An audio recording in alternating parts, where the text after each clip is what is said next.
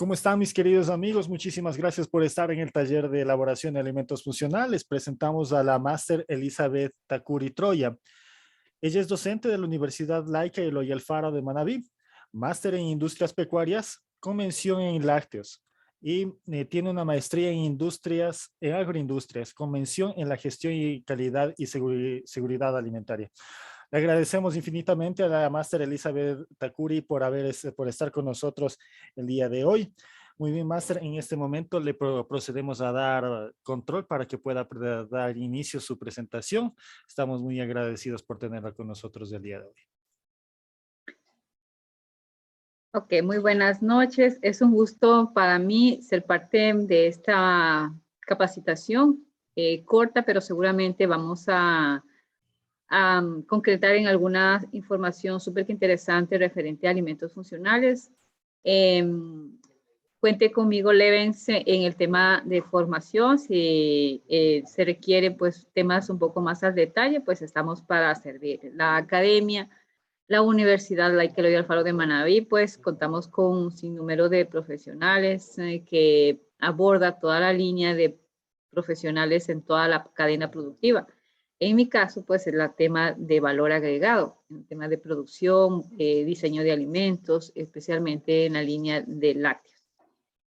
Entonces, estimados participantes de todas las personas que estén formando parte de esta capacitación, pues estamos siempre a las órdenes.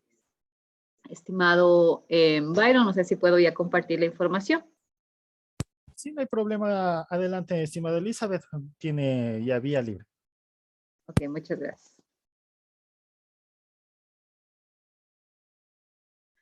Ok, entonces, bueno, dentro de... permítanme a ver si... Ok. Antes de comenzar con el tema de alimentos funcionales, quiero comentarles que esta nueva tendencia de alimentos funcionales pues no es algo nuevo, más bien ya lleva décadas en el mercado.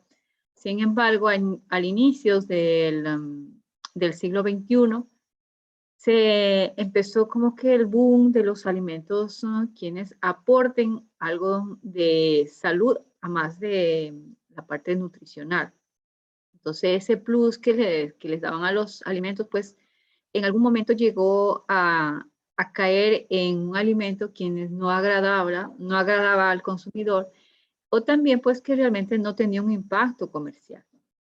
Entonces, bueno, a partir de estos últimos años, especialmente en este quinquenio, ¿qué es lo que se pretende hacer? Especialmente la pandemia fue uno de uno de los empujones que hizo que los alimentos funcionales en verdad tengan ese aspecto que incluya a todo el grupo de la humanidad, me refiero a todas las edades, en todas las culturas, en todos los grupos sociales, e incluir a estos tipos de alimentos funcionales, pero con una aceptabilidad comercial y una aceptabilidad, tanto sea de nutritivo, funcional, que sea seguro, sano, higiénico, pues, y que también no se deje de un lado, pues, la parte sensorial, ¿no? Que se mantenga el tema de la parte sensorial, que sea agradable. Como les decía al inicio de mi intervención, que hubo un tiempo que se diseñaba alimentos funcionales, pero realmente eran muy desagradables. Entonces, el aspecto comercial empezó a decaer, las personas empezó a observar al alimento funcional como saludable, pero que tenía que ser feo. Entonces, el valor comercial decreció, el cual, pues, ustedes saben que a nivel de industria, todo alimento que no se comercialice, no se pueda vender o no tenga la fluidez de salida del producto, pues realmente no se puede elaborar. Entonces, retornando a la idea que les decía, que al momento de elaborar, ¿no?, de formular un alimento funcional, no tenemos que olvidarnos la parte agradable, oído. Todos estos aspectos, Joven, ¿estamos grabando? Disculpe, por un momento se canceló. Ya, ok. Entonces, todo este tema de los alimentos, quienes se enfoca a todos los estratos sociales y a todos los grupos de edades y de culturas, tiene que estar diseñado en función a la necesidad y en función al agrado del cliente. Para poder formular estos alimentos funcionales, tenemos que conocer algunos detalles, algunos conceptos, digamos, básicos, antes de irnos ya tal vez al tema de esto de la formulación. Entonces yo voy a describir unos breves conceptos para luego pues estar de acuerdo entre todos que al momento de hablar con el mismo idioma, al momento que transferimos el tema de la formulación o el diseño del alimento. Entonces cuando hablamos de alimentos nos dice la FAO, la OMS, la FDA, que todos los códex alimentarios, todos están de acuerdo que al momento de referirnos a un alimento, nos dice que es un alimento, puede ser natural o también este puede ser manufacturado y que obviamente este alimento es susceptible, ¿no?, de ser ingerido y cuyas características deben ser aptas para el consumo. Este puede tener una mezcla de diferentes nutrientes y que deben cumplir alguna, digamos, funcionalidad en el organismo. También alimento, por ejemplo, se ha considerado que este tipo de sustancia que se ingiera, como puede tener o no puede tener valor nutricional. Como por ejemplo, estamos hablando del agua, que está considerado un alimento. El alcohol también está considerado como un alimento, o las gomas, los chicles, que sabemos decir, también es un alimento. Entonces, dentro de ese marco, ¿no?, técnico que nos dice la FAO, entonces nos menciona cómo podemos nosotros referirnos referente a un término que es mencionado a nivel mundial. Ahora, estos alimentos, en el diseño de alimentos funcionales, existen dos formas de darle mayor énfasis, tanto en alimentos enriquecidos o alimentos fortificados, ¿no? Entonces, dentro de las etiquetas, ¿no?, según la NTE-INEN menciona que, especialmente en la R022, menciona que cuando queremos enriquecer o fortificar un alimento, se tiene que describir en su etiqueta, ¿no? Entonces, para eso, tenemos que describir qué sustancia o qué nutriente es el cual estamos enriqueciendo o el que estamos agregando o fortificando, haciendo que sea con mayor realce, o cuál es que le estamos dando mayor criterio de nutrición a ese alimento. En otro tema de los conceptos de alimentos funcionales, ya entrando en materia, menciona de igual manera la OMS, la FAO, la FDA, Códex Alimentario, que son aquellas sustancias, aquellos componentes que biológicamente son o tienen un efecto beneficioso, a más de nutrir, tienen un efecto de salud, ¿no? Tienen, aparte de darles valor nutricional, también tienen el componente de mejorar la salud en alguna forma fisiológica, física del organismo. Algunos de estos se les atribuye que pueden curar algunas enfermedades o pueden prevenir algunas enfermedades. No pueden disminuir el riesgo, pueden evitar enfermedades o también pueden curarse enfermedades a través del consumo de estos alimentos funcionales. Existen un sinnúmero de investigaciones científicas quienes comprueban que estos alimentos funcionales en verdad tienen un efecto positivo en la salud. Tanto sea cuando la enfermedad ya se encuentra presente, cuando la enfermedad está en su etapa final, digamos, en etapa inicial, o incluso para prevenirle. Estos alimentos funcionales tienden a mejorar, a curar o disminuir la sintomatología de algunas enfermedades.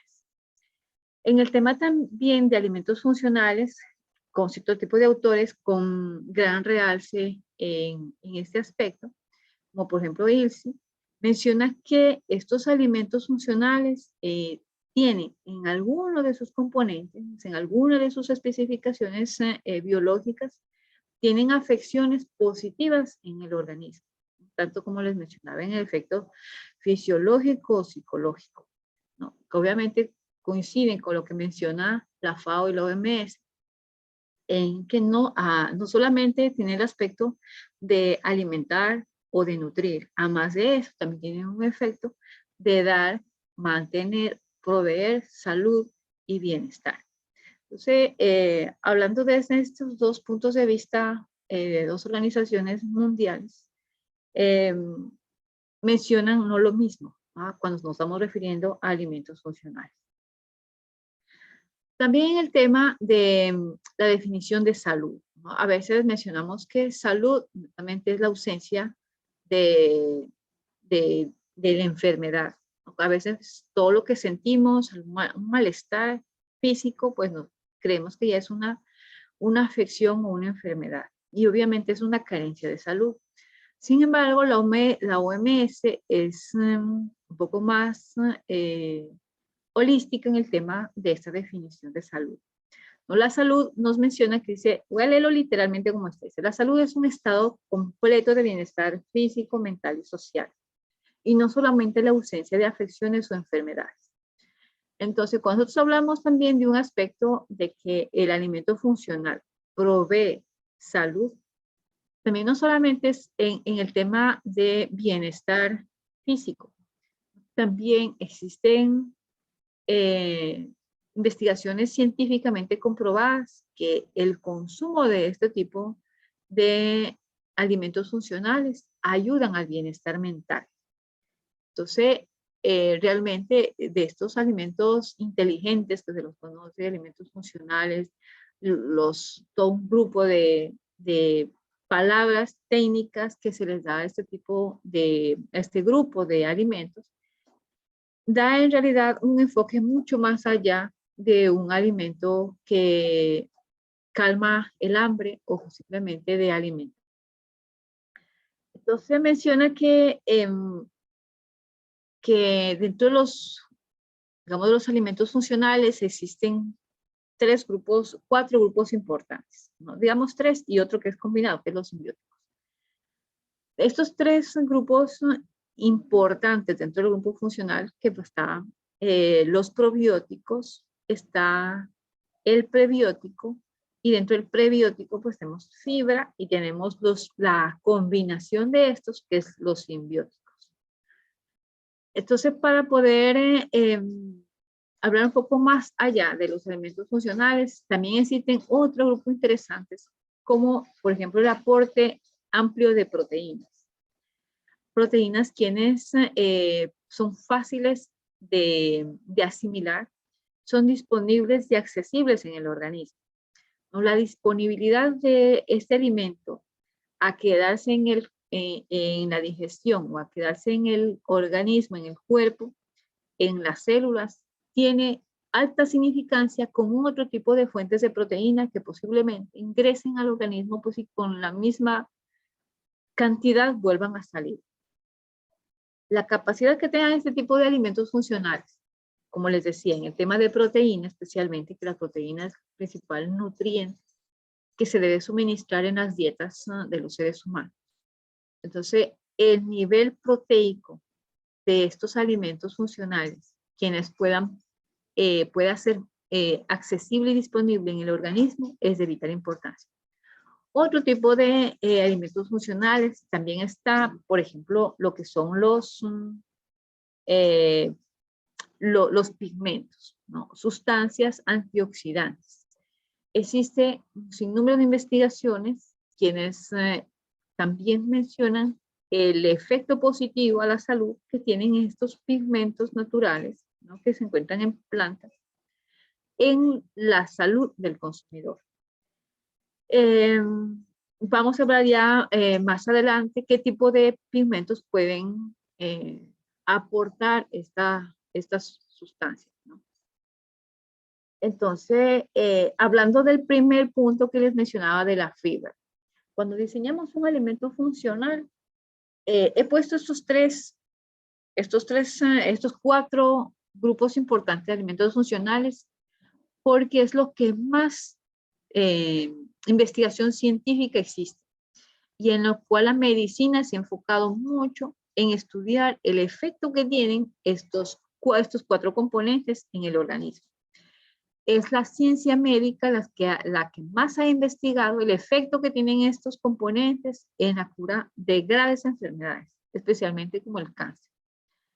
Entonces, he puesto estos grupos importantes que están aquí porque es la que más investigación científica con datos reales, digamos así, con evidencia científica comprobada por grandes universidades e instituciones, quienes aseguran que la combinación de estos o el trabajo de independiente de cada uno de estos en verdad aportan al organismo a mejorar su salud. Y por ende, la combinación de estos se lo conoce como los superalimentos, que es un alimento funcional, conocido como el alimento inteligente. Por ser un alimento puramente completo y como les menciono, son los que más investigaciones científicas comprobadas con evidencia técnica, evidencia científica existen, especialmente en la parte médica. Entonces, vamos a hablar primeramente por la fibra, ¿no?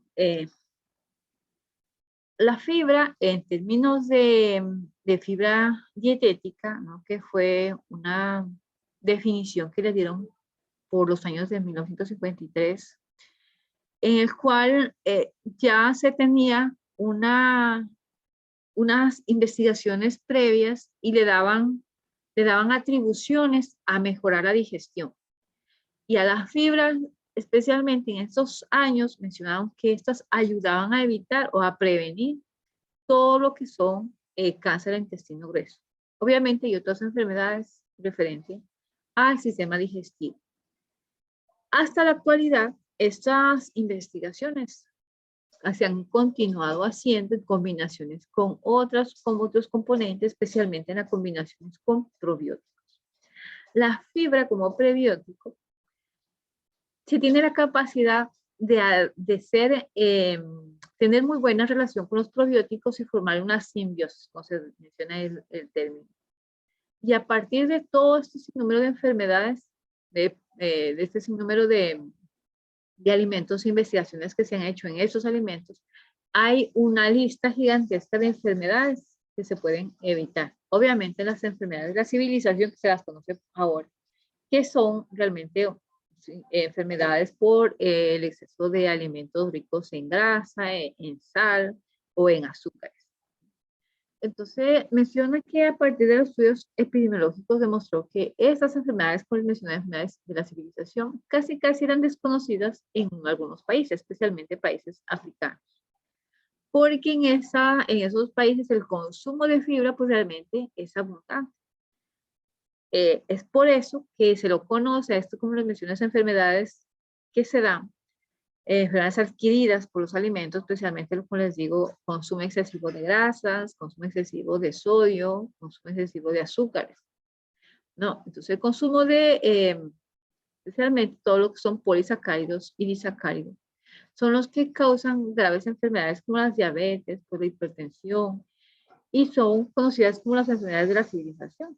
Y a veces desconocemos cómo poder combinar cierto tipo de alimentos, ¿no? O tal vez combinar ese alimento que tanto nos gusta, rico en grasa, y combinar con alimentos funcionales que puedan de esta manera disminuir esa digestibilidad de grasas con otro tipo de alimentos funcionales que ayuden a evitar que toda esa grasa se asimile, pues más bien se elimine.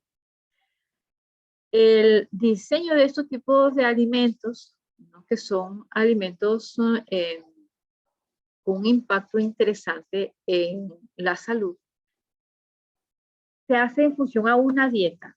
No es lo mismo diseñar un alimento, digamos, para un niño que para un adulto. O también las culturas. No es lo mismo diseñar un alimento para las personas que vivimos en Latinoamérica o que tal vez otros que tienen una cultura alimenticia un poco más refinada, digamos así. Entonces, otra que el consumo alto de grasas y de otros componentes como el sodio y las azúcares ha hecho que nuestro cuerpo de cierta manera se encuentre un poco más inflamado que en otras culturas. Se diseñar alimentos funcionales en función al grupo de interés, puede ser por edad o también puede ser por cultura. Hay muchas culturas, incluso por religión, ¿no? Porque existen religiones que, por ejemplo, no consumen leche o no consumen carne. Y obviamente no se puede diseñar un alimento con ese tipo de características o con ese tipo de componentes principales.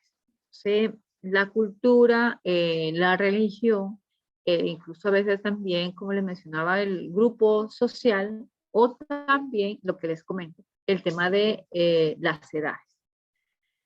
Entonces, la fibra en sí, la fibra dietaria la podemos encontrar en un sinnúmero de fuentes de origen vegetal.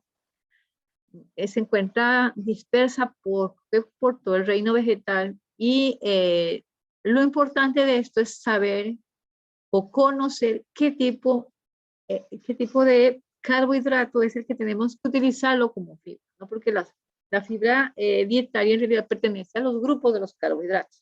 Obviamente que esta fibra no es digerible. No es lo mismo que consumir un almidón, que es un carbohidrato también, que una fibra, ¿no? El carbohidrato se asimila por la fibra, ¿no? El carbohidrato al final terminando en una glucosa. Y a diferencia pues, de la fibra, que esa tiene unas cadenas mucho más largas y nos vuelven digeribles y ayudan como digamos una estopita en el organismo a ir limpiando. Y al mismo tiempo mejorando y renovando la flora intestinal, que se la conoce como el grupo de bacterias acidolácticas o bacterias de la flora intestinal. Entonces, dentro de este contexto, el Códice Alimentarios ya en el 2005 definió claramente a qué le podíamos nosotros definir como fibra dietética o dietaria que la conocemos. Estas fibras que en algún momento se las confundía que podría ser cualquier carbohidrato, ¿no? Y realmente, o cualquier carbohidrato que no sea fácil de asimilar. En realidad, va desde un punto mucho más técnico, más allá de eso, ¿no? Porque menciona, por ejemplo, aquí el códice alimentario en el tema de que los polisacáridos de carbohidratos con grado de polimerización mayor o igual a 3 no son digeridos y no son absorbidos por el intestino delgado. Sí, pero sin embargo existen investigaciones ya científicas quienes dicen que algunos polisacáridos, quienes a pesar que tengan 3 cadenas de carbono, ¿no? Y que tengan varias polimerizaciones mayor a ese número, pueden al final retroceder y manejarse en todo lo que son la glucosa. Y obviamente, y eso aumentan los niveles glucósicos en el cuerpo. Dentro de ese tema de códices alimentarios, yo les he puesto aquí 6 grupos en los cuales sí podríamos utilizarlos como fuentes de fibra dietética. Existen aquí un grupo de gomas que se encuentran comerciales a nivel de mercado, quienes son utilizadas para mejorar el aspecto reológico de algunos alimentos. Y otras gomas que también son utilizadas especialmente como el tema de fibra. Existen también mucílagos interesantes que se los puede utilizar, sin embargo hay que cuidar mucho el tema del nivel de edulcorante. La fibra dietética o la fibra dietaria no tiene por qué ser dulce. Entonces existen mucílagos que llegan a un punto a tener también, obviamente como tienen fibra, también tienen los niveles de fructosa altos. Entonces hay que regular y tener cuidado con el momento de diseñar, de formular un alimento, cuando estos mucílagos sobrepasan tal vez los 16 Brix o 20 Brix, que ya estamos hablando de una concentración bastante alta de sólidos solubles. En el tema de celulosas modificadas, a esos que ya son sometidas a un proceso, a una operación unitaria y se las ha tratado para mejorar el grado de polimerización y estas pues realmente que son asegurados científicamente y técnicamente que no van a ser digeridos al momento del transporte por el intestino delgado. Y estas celulosas modificadas vienen como fibras dietarias, como nombre específico para suministro en el diseño de alimentos. Estas celulosas modificadas no aportan ningún efecto reológico en el alimento. Y entonces, eso sí hay que, unas podrían, ¿no? Otras no, por eso es que hay que revisar muy bien la ficha técnica que tengan todo este tipo de alimentos, perdón, de aditivos, para poder diseñar tanto en porcentajes en cuanto también al diseño del tema de consistencia, viscosidad, tema de sabor, de textura, porque hay unos tipos de celulosas que le van a cambiar el sabor, a pesar de que los carbohidratos, digamos que no tengan un sabor relevante, pero ustedes saben que ahora ya existe el último sabor, que es el sabor de las harinas, ¿no? Que es muy conocido. También el tema de las pectinas. Las pectinas a nivel de industria son muy utilizadas por su efecto viscosante que generan en los alimentos, ¿no? En las mermeladas, jaleas, como pegantes de ciertos tipos de barras, o se utilizan para mejorar el aspecto físico, ¿no? El aspecto estético del alimento. Hay pectinas modificadas que tienen digamos, un 80-20, un 80% el efecto espesante y el 20% el tema de aporte de fibra dietética. Entonces, todos esos aspectos también, como les menciono, se tienen que verificar y revisar en su ficha, ¿no? En la ficha técnica en la cual le den al momento de adquirir estos alimentos.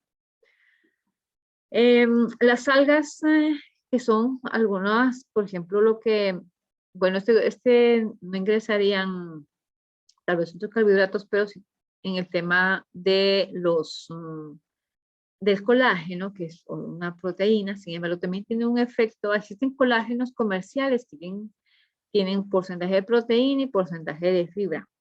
Y la fibra que aportan es la carragenina, que es las algas que mencionan.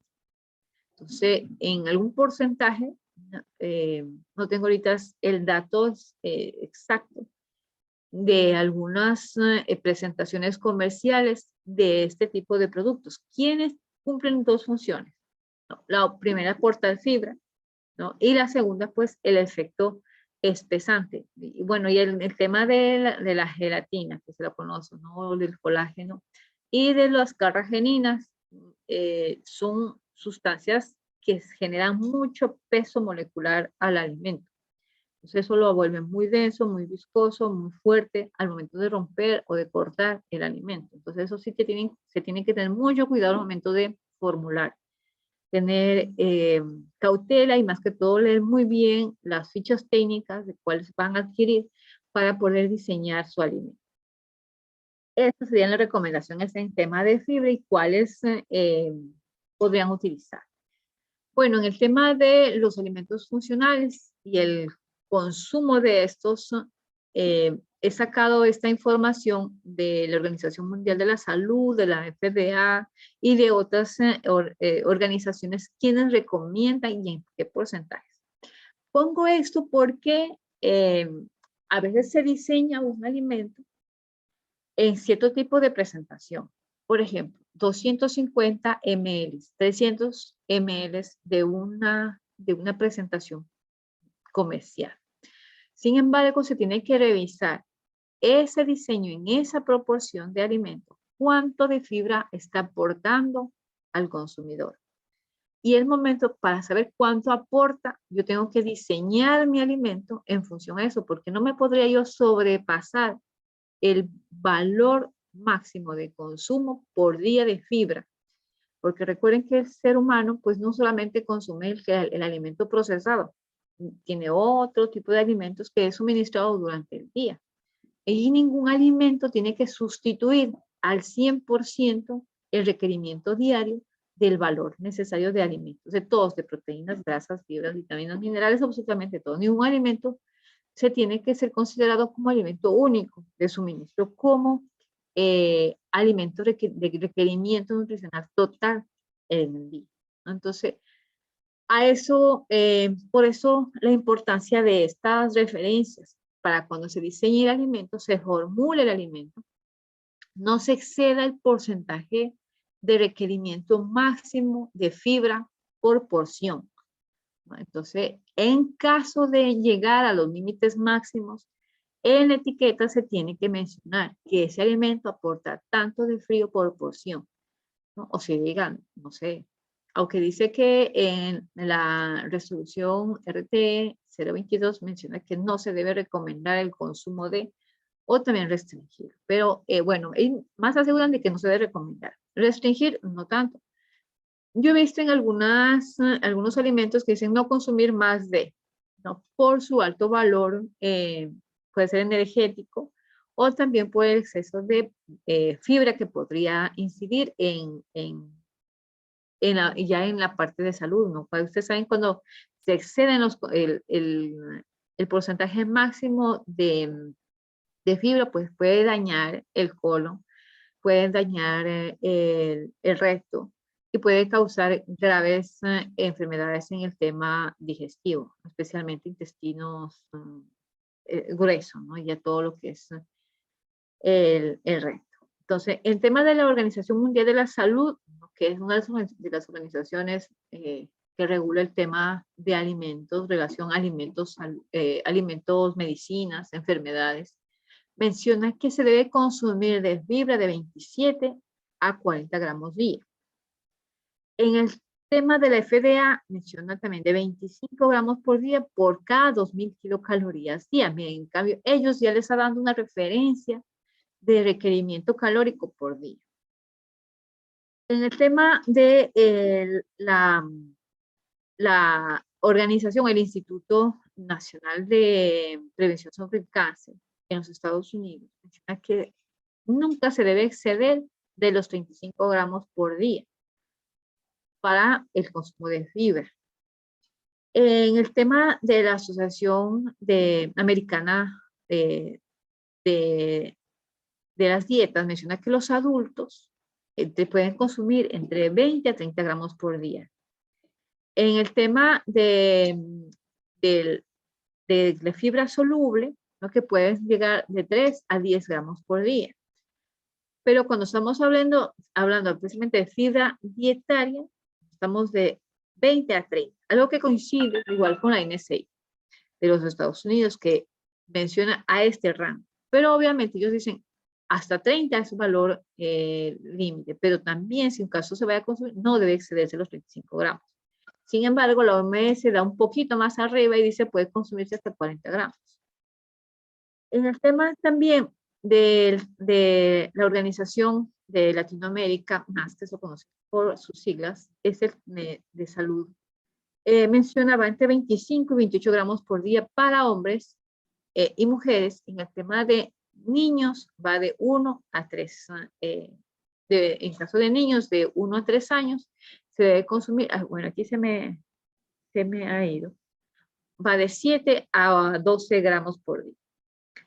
En el tema de otra organización que va en el Instituto de Alimentaciones Latinoamérica, menciona que debe consumirse entre 19 gramos por día. Perdón, aquí está. Okay.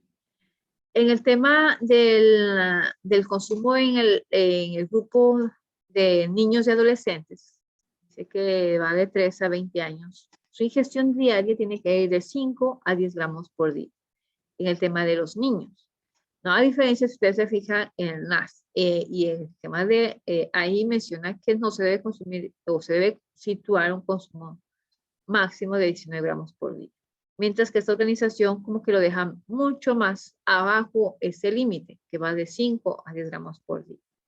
Entonces, como les menciono, esto va en función del país en el cual se hizo el estudio de la cultura y también del grupo de edades que están las personas. Cuando ya les vamos a indicar una matriz de Excel que tengo en el cual está dado el requerimiento por edades, requerimiento de alimentos por edades y por género, ¿no?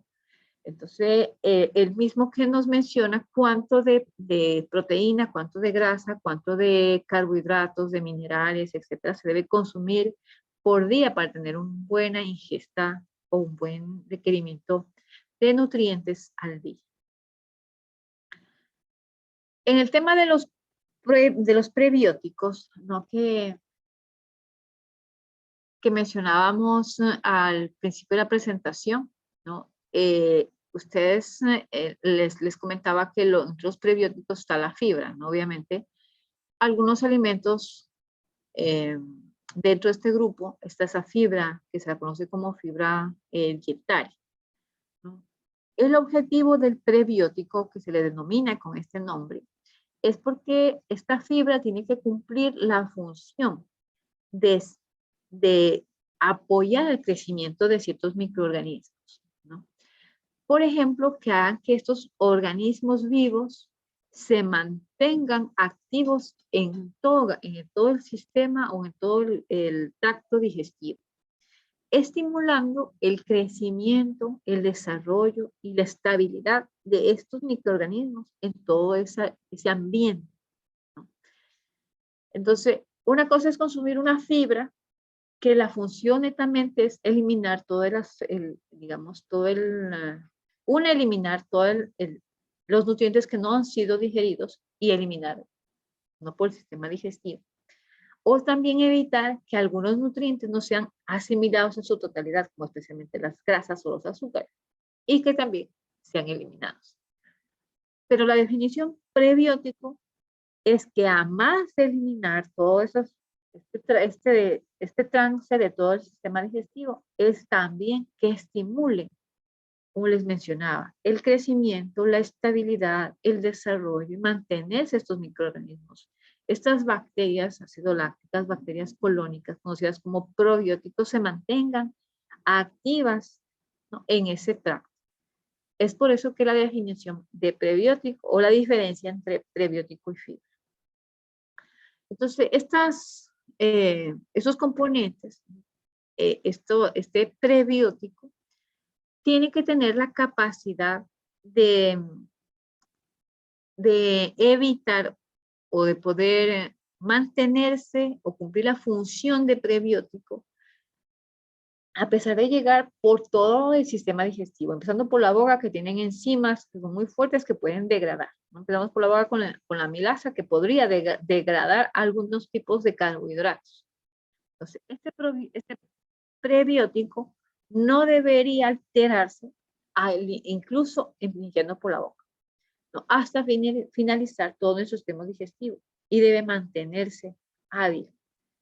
Entonces, esa es la función principal del prebiótico, para que todo este grupo de microorganismos vivos, de esta flora bacteriana que se encuentra en nuestro intestino, que son unos grupos bastante grandes, que son, bueno, aquí hay dos, que son los bifidobacterias y lactobacillus, que se mantengan vivos y ayuden a mantener un pH adecuado y puedan, de cierta manera, cumplir la función de evitar el crecimiento de microorganismos patógenos, ¿no? Especialmente salmonella, shigella, listeria, que podrían estar colonizando el sistema digestivo. Entonces, dentro de los prebióticos que deben cumplir cierto tipo de criterios para que cumplan, digamos, para que cumplan tal vez esta funcionalidad. Obviamente que no debe ser hidrolizado o absorbido, ¿no?, en las partes más altas del tracto digestivo. Como les mencionaba, desde que inicia la boca hasta que finaliza. Debe ser fermentado selectivamente por un número muy limitado de bacterias potencialmente beneficiosas, como son las bifidobacterias, lactobacillus, pueden ser aquí los lactobacillus casei, bifidobacterium dentro del grupo de los salivarios, termófilos, lactobacillus, el Streptococcus thermophilus, lactobacillus lactis. También deben ser capaces de alterar, como les mencionaba, la flora colónica tornándola saludable para este grupo de bacterias ácido-lácticas y evitando que algunos otros microorganismos convencionales que son patógenos puedan colonizar más que estas otras, ¿no? Pues eso es el objetivo principal del prebiótico, que ayude limpiando la casa para que estas bacterias se mantengan en confort en ese medio y eliminar todos los microorganismos malos, digámoslo así, ¿no? Que puedan dañar o alterar el sistema digestivo. Una de las más conocidas está el Helicobacter, está el E. coli, Salmonella, Shigella, Listeria, que causan graves enfermedades cuando sobrepasan las poblaciones permitidas. Sé que existen algunas... ok, aquí. Aquí existe una tablita, ¿no? Que fue investigado por, permítanme revisar el autor. Bueno, ya les reviso el autor de esta investigación, quienes implementaron o agregaron fibra dietaria a un sinnúmero de alimentos y compararon también con alimentos que se encuentran comercial. E identificaron el porcentaje añadido y en verdad si cumplen o no este efecto de prebiótico, ¿no? A nivel comercial, no sé si ustedes han escuchado en la publicidad donde dice este alimento es probiótico, este alimento es funcional, este cumple el efecto prebiótico, probiótico, simbiótico, etc. Pero sin embargo, digamos que esta publicidad engañosa hace eso, ¿no? De engañarnos, porque si no conocemos cuánto en realidad de fibra es disponible, muy difícil pues podríamos seleccionar el alimento que en realidad cumpla esa función. En el mercado, hablando nada más pues de algunos alimentos prebióticos, si vemos y comparamos entre ingredientes y la tabla nutricional, algunos incluso ni coherencia tendría para establecer un porcentaje o cumpla esta función de prebiótico, porque a veces ni siquiera tienen el componente para que cumpla este factor de prebiótico. Peor pues que tengan algún porcentaje que lo asuma. Y sin embargo pues lo etiquetan como un alimento que sea, que tenga fibra o que cumpla la función de prebiótico. Muy bien. Ahora en el aspecto de probiótico y simbiótico, en el tema de probiótico, también cuando vayamos a diseñar, ¿no? Cuando se diseña un alimento funcional, necesitamos exclusivamente revisar este aspecto o esta palabrita de probiótico que estamos tratando con alimentos, con seres vivos. Y obviamente, ¿no? Obviamente que necesitamos darle las condiciones adecuadas para que estos seres vivos se mantengan en el número y en la viabilidad correspondiente. Un probiótico, como menciona la FAO, dice que significa o tiene un término probiótico que significa a favor de la vida. ¿Qué quiere decir que estos probióticos son organismos vivos que ejercen una acción benéfica sobre la salud del huésped, ¿no? Y al ser suministrados en cantidades adecuadas, pues obviamente estos tienen ese efecto. También menciona que un alimento susceptible de reducir un efecto beneficioso sobre una o varias funciones específicas en el organismo, más allá de los efectos nutricionales habituales, de mejorar el estado de salud y de bienestar o reducir el riesgo de alguna enfermedad. Entonces, este probiótico también que algunas marcas comerciales le dan esa publicidad, ¿no? Un momentito.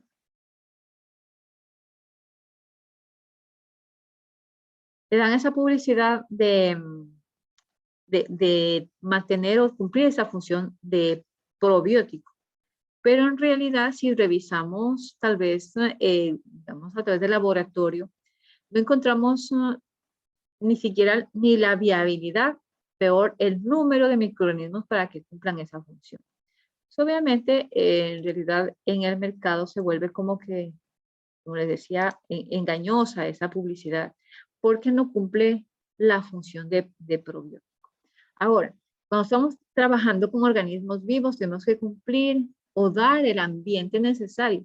Es por eso que cuando ustedes diseñen o elaboren un alimento funcional con este aspecto de probiótico, deben dar las condiciones adecuadas a esos microorganismos para que estén vivos y estén en número adecuados y en verdad cumplan la función de probiótico. Yo he visto en el mercado un sinnúmero de marcas comerciales de yogures, quienes le dan este beneficio de ser probiótico. Sin embargo, dice en su etiqueta que es una bebida pasteurizada, o sea, después de haber pasado el proceso de fermentación, es pasteurizada. Obviamente, el sistema de pasteurización no se tendría que ser por debajo de los 40, exagerado, 47 grados Celsius, para evitar la muerte de estos microorganismos. También existen yogures quienes el nivel de acidez pues, realmente es demasiado bajo, digamos, hacia el ser, que es lo que permite que los microorganismos puedan mantenerse vivos tal vez por 35 días. Porque la idea del probiótico es que en el mismo número, ¿no? Por ejemplo, de que estamos hablando de 10.000 microorganismos que deben estarse por cada unidad formadora de colonia, por cada gramito de yogur, deben mantenerse esos 10.000 el primer día que se puso en percha el alimento y mantenerse toda su vida útil hasta el final.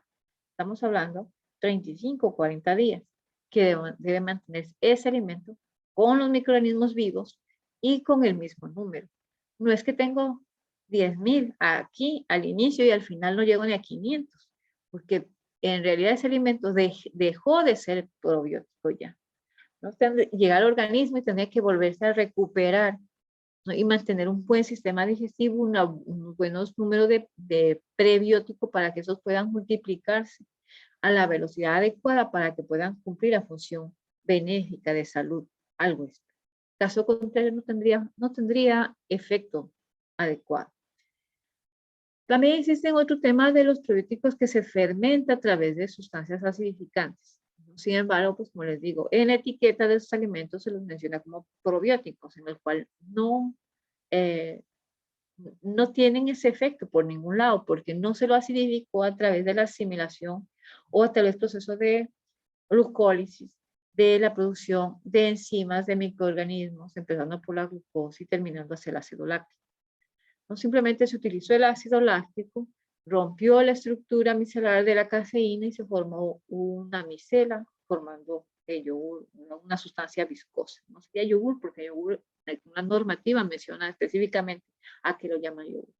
Es una sustancia viscosa, quienes se la comercializa como yogur y mucho más allá todavía le ponen una etiqueta grandota donde dice bio, ¿no? O sea que tiene sustancias vivas ahí. Entonces, dentro de este contexto de los probióticos, ¿no? ¿Qué características deben cumplir estos organismos probióticos para que sean considerados dentro de ese catálogo? Los factores extrínsecos que deben que afectan a la viabilidad. Y esta palabrita de viabilidad a mí me gusta mucho porque cuando hablamos de viabilidad hablamos de que deben estar vivos. No es que estuvieron al inicio, cumplieron su función, y pues si ya luego a finalizar la vida útil del alimento desaparecieron, murieron. Obviamente el sabor tal vez se mantenga igual y todo eso. Y el ser humano es muy difícil de que pueda percibir la diferencia entre un microorganismo que estuvo vivo al inicio, pues y al final. No, tal vez por ahí un poquito de variación de pH. Pero el resto es imperceptible. Sin embargo, la responsabilidad ética de la industria que manufacture, que diseñó el alimento, en todo su aspecto, tiene que garantizar que este alimento probiótico se mantenga viable durante toda su vida útil. Y eso es un reto al momento de diseñar un alimento, ¿no? Al momento de diseñar, de formular ese alimento. ¿Qué factores extrínsecos actúan en mantener esos microorganismos a través del tiempo? Y en ese sustrato. Primeramente es el pH, factor importante, ¿no? Porque el pH mismo, los ácidos orgánicos, digamos así, el ácido láctico, son las que producen, pero también son las que las matan. Es como en el alcohol. Las levaduras producen etanol, pero llega un nivel donde el etanol es lo que misma mata las levaduras. Y entonces pierden el proceso fermentativo, evitando la producción más de etanol. Entonces eso principal. También el otro es la disponibilidad de oxígeno molecular. Esta fermentación es aerobia. Sin embargo, cuando existe demasiado suministro de oxígeno, no es inyectado oxígeno, esto pierde también la capacidad de mantenerse vivos en un sustrato específico. Todavía mucho más allá si es que a este se le ha sido suministrado conservantes, ya sea sorbatos o benzoatos, cuando estamos hablando en lácteos. Otras sustancias antagónicas de microorganismos que pueden causar también que estos puedan vivir. Microorganismos patógenos quienes luchan, digamos así, por los alimentos y obviamente al final, si es que no le damos un sustrato adecuado, le evitamos las condiciones adecuadas, el microorganismo patógeno va a matar el resto de microorganismos, los va a evitar que se alimenten bien y obviamente que va a crecer, va a ser el patógeno más no bien el probiótico. El medio de cultivo. El medio de cultivo, al momento de formular y diseñar un alimento, es de vital importancia. Existen medios de cultivo que vienen liofilizados, hay el cultivo madre que lo conocen, existen tal vez los comerciales, existen bases, existen líquidos, etc. Entonces, el medio de cultivo que se utilice es de vital importancia para garantizar la viabilidad y el número de microorganismos estables. No es lo mismo un medio de cultivo comercial que está biofilizado y que lo tendríamos que adecuar al medio por un tiempo y luego pues se dispara su crecimiento y digamos van hambriaditos, consumen y cumplen su función. Mientras que en otros tal vez, digamos, si conseguimos medio de cultivo silvestre, este se tendría que adaptar al sustrato que le estamos dando. El crecimiento del microorganismo, primeramente la adaptación del microorganismo es lenta. Luego el crecimiento igualmente va a demorarse mucho y por lo tanto la producción de los metabolitos va a disminuir y por lo tanto la calidad sensorial del alimento va a verse afectada y la viabilidad, pues obvio, no vamos a tener ni en número, peor pues en vida. Otro tema es la técnica de inoculación. Aquí se tiene que tomar mucho en cuenta la temperatura, también el medio en el cual vamos a conservarlo para que estas cumplan su función de incubación. No, al momento de inocular, se le debe dar primeramente la condición adecuada con temperaturas y nutrientes para inocularlas en las condiciones más adecuadas. Si yo inoculo un probiótico, digamos a 45, 46, 47 grados Celsius, le estoy dando el límite máximo que puede soportar ese microorganismo en temperatura y lo estoy estresando, que su capacidad de reproducción le voy a inhibir o voy a cohibir que ese microorganismo se desarrolle, ¿no? Cuando nosotros nos estresan por algún motivo, pues no nos desarrollamos al 100%, ¿ya? Perdemos capacidad física, psicológica, etc. Igual son los microorganismos. Muy caliente, pues pierden la capacidad de reproducirse, multiplicarse. De igual manera, si ponemos la temperatura muy baja, digamos, estamos trabajando en 32, 30 grados Celsius, estos microorganismos, el crecimiento tal vez sea demasiado lento. Tal vez no lo estresemos, pero lo vamos a coger pues en frío, digamos así. Y el momento de adaptación va a ser mucho más largo, mucho más tiempo para que vuelvan otra vez a multiplicarse. Y la temperatura simbiótica que ellos se generen en ese medio pues va a ser mucho más lenta. Entonces tiene que ser una temperatura adecuada. 39, 40, 41, 42 máximo, no más. Y también pues el tiempo de almacenamiento, ¿no? El alimento que ya se vaya a agregar se le debe dar las condiciones adecuadas, ¿no? Para que el probiótico se mantenga. Por eso es que los yogures pues se mantienen en refrigeración. Existe una dosis para poder ubicar lo que son conservantes, preservantes. Existen también una dosis para poder mantener el pH, ¿no? A través de reguladores de acidez. También el envase. El envase cumple una función importante al momento de, si usted diseña un alimento probiótico, lo primerito que tener en cuenta es dónde lo voy a almacenar, cómo lo voy a conservar. Y la forma adecuada de almacenar un alimento en el cual tengo un probiótico es que no le dé la luz solar y que esté totalmente hermético del medio externo para que no se contamine con facilidad con otros organismos del ambiente. La luz es de vital importancia, o el calor también, son muy susceptibles a la luz, al calor. Por eso no sé si ustedes al momento han revisado que los yogures que en verdad cumplen la función de probiótico, los envases son oscuros, no son blancos, pero son mates, son oscuros. Y otros también pues que tienen la etiqueta envuelta en todo el envase, con el fin de cubrir ese sustrato interno de la luz solar. Eso es de vital importancia. Obviamente, algunos que no son, no necesitan refrigeración, algunos probióticos, como algunas barras, algunas harinas, bebidas que tienen ese efecto de probiótico, pero no necesitan refrigerar, tienen que almacenarse en lugares frescos, ¿no? Por eso es que en la etiqueta se dimensiona almacenar en lugares frescos y secos. Eso es importante para tener ese efecto probiótico. Bueno, como les decía, a nivel comercial, un montón de alimentos que son considerados como alimentos probióticos. Sin embargo, solo muy pocos en realidad cumplen este efecto, que son introducidos en el mercado con estas condiciones de cumplimiento de la normativa, digamos así, que tenga un número viable y que también sean los microorganismos adecuados, ¿no? No es que cualquier microorganismo, cualquier bacteria acidulante cumple el efecto de probiótico, ¿no? No, no es así.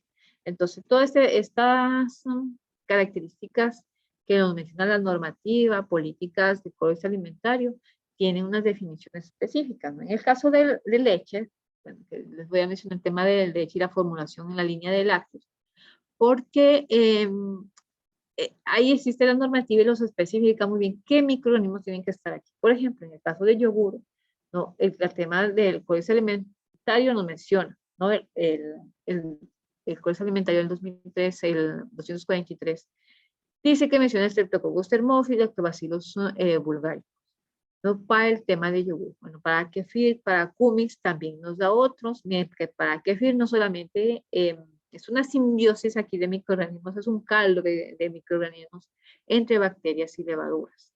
Pero en el tema de yogur, estamos hablando de dos especies específicas, ¿no? Hay el Lactobacillus rhamnosus, también que es muy conocido a nivel comercial como el Lactobacillus GG, que también se lo considera como un microorganismo probiótico.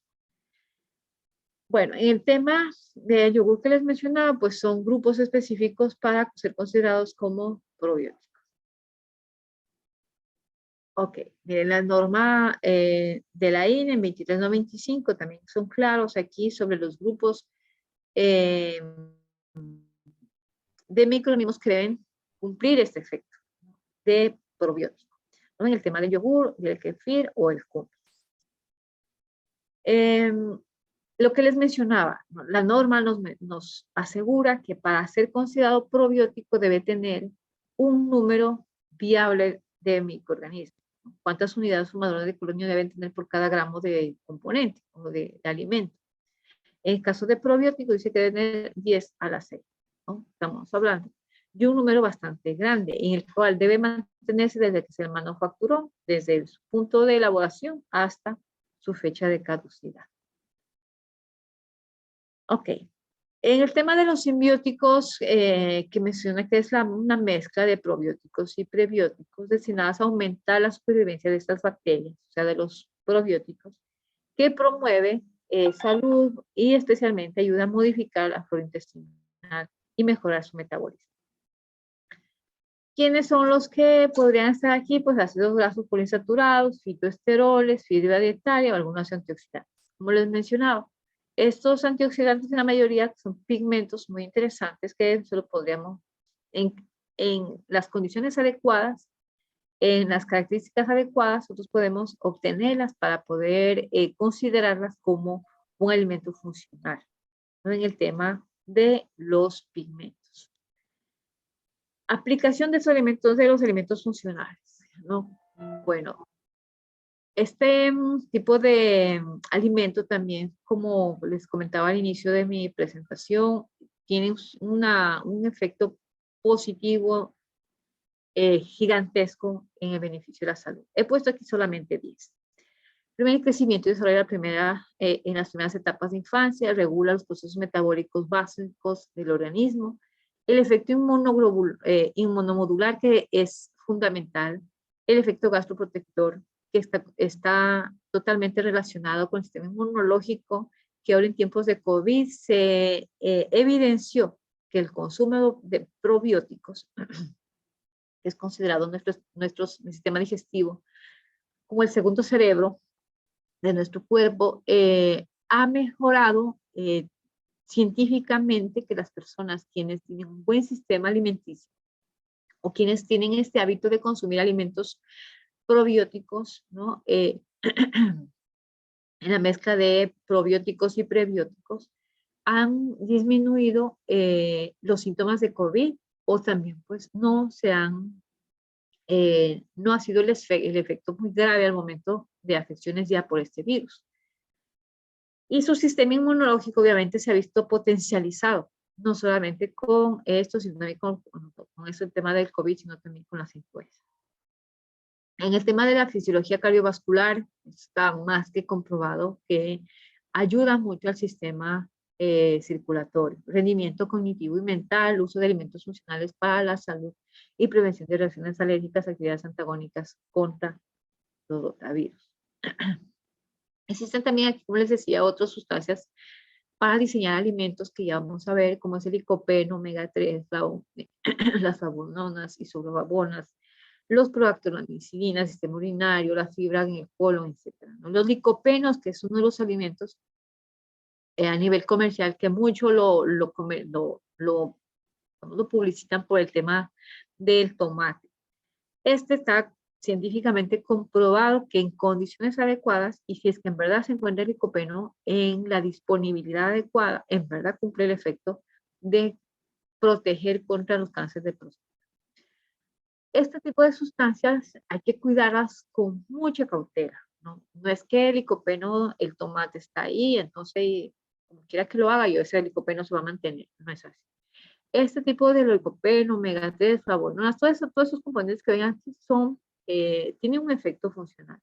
Sin embargo, al momento de diseñar, de formular el alimento, debo tener en cuenta los aspectos de operaciones unitarias que voy a aplicar, ¿no? Todo el tema de temperaturas, pHs, el tema de concentraciones de sólidos, presiones, etcétera, que voy a someter a ese alimento para que esté activo, funcional, ¿no? Ese biocomponente se mantenga en su aspecto original y cumpla la función, porque eso es lo importante.